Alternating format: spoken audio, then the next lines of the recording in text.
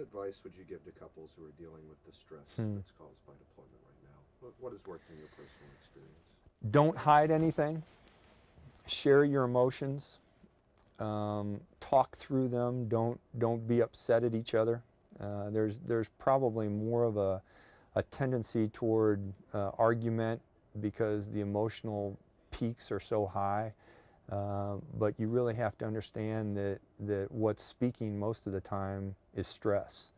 As you're preparing for deployment. You know, from the spouse side who's staying home, it's, you know, how do I handle the everyday task? And those are all ways to hide what the real issue is, and the real issue is fear.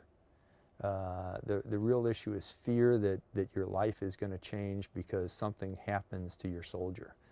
To the soldier, the emotions are such that you really never know what you're going to get into. You don't know if you can meet the demands that are going to be placed on you. You know you have to, and you're striving to do that, but you're always questioning yourself. Can I live up to what's expected of me and to what my buddies on both sides of me need from me? So there's always that pressure. But if you take a look at the stress in both the spouse and the soldier, you know, they're exhibited in ways that sometimes aren't clear when you're arguing or talking. But you just got to talk through that and open it up. We had, after I deployed or came home from a Desert Storm, there's a period of time when I tried to keep it all inside.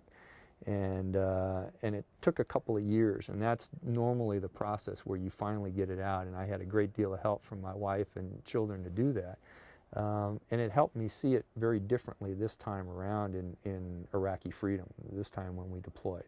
But there's a whole generation of young people who are seeing combat for the first time, who are experiencing those emotions, who really need to talk and get to the people that they love and open up and not feel that they just have to deal with it themselves, but allow other people, their friends, their families, their buddies, their spouses, their children to help them through it. It's still manly. It's still okay to do those things. What's the biggest reward of your job? Seeing soldiers that get it when you train, when the light goes on, when you can point out something that they perhaps are doing wrong in training, and as they fix it, it'll better allow them to do it in a combat situation, number one. Number two, it's seeing a family member that's proud of what's going on in their community and is contributing to their community. It's people coming together either in teams in the military wearing uniforms or in communities as they're supporting. It's just being part of an organization, and I can say this unequivocally that we are the best community.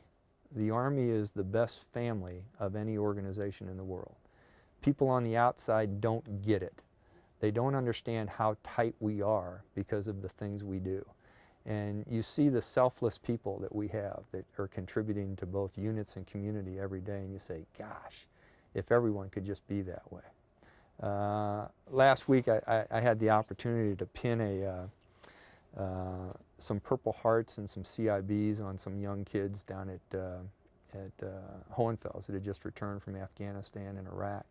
One of them was getting, a young 24-year-old soldier was getting a combat infantryman's badge with a star. I mean, that's unheard of, a two-time combat infantry veteran. I gave an award to a wife who was 23 years old, who was part of the family readiness group, who said to me that of their 3 years marriage, her husband had been away for 2.5 years of it, but she was still supporting the things that he did because they were important to the nation. Those are the kind of things that keep me going. You know, of course, there's the ultimate sacrifice that some of the soldiers in Vilseck have made, some of their families, in a sense.